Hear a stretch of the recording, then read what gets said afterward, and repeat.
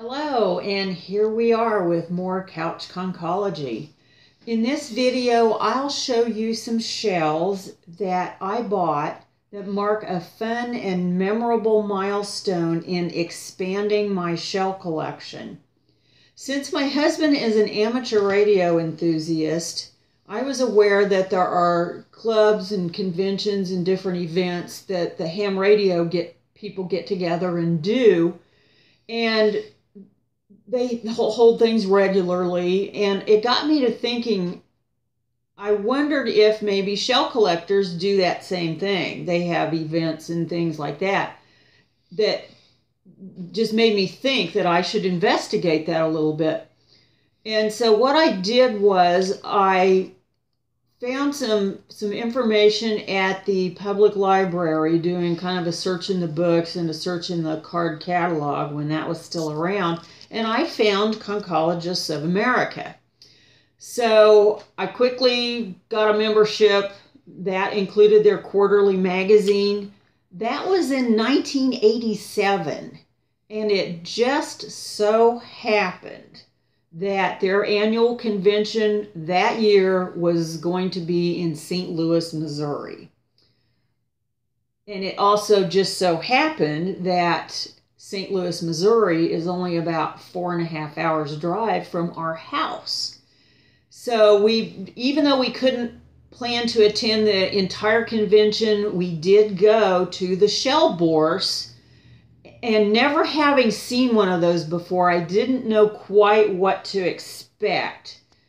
But I was pleasantly surprised. The shell Bourse actually consists of a large hotel ballroom where it's just filled with tables and shell vendors. You walk in and it is almost overwhelming. I felt like a kid in a candy store. It was so much fun.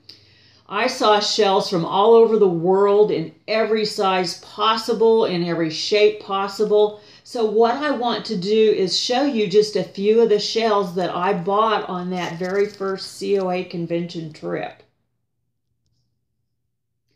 This is one of the highlights of the purchases. I actually finally got a Junonia, the Scaphella Junonia, which I was very happy to get that one. Some other volutes I got, this Cymbium marmoratum, which was a very nice shell to have too. Very pretty. I was really surprised at how pretty it is. Lots of really, really cool shells. Got this Alcitho. I don't know how to pronounce that for sure. Swainsonii from New Zealand. Nice shell there. And another volute I got was this Amoria daemoni, which is from Australia. Some other shells I got was this Strombus lattice from Cape Verde Islands, which is a really cool heavy shell. A Strombus iredalei from Australia.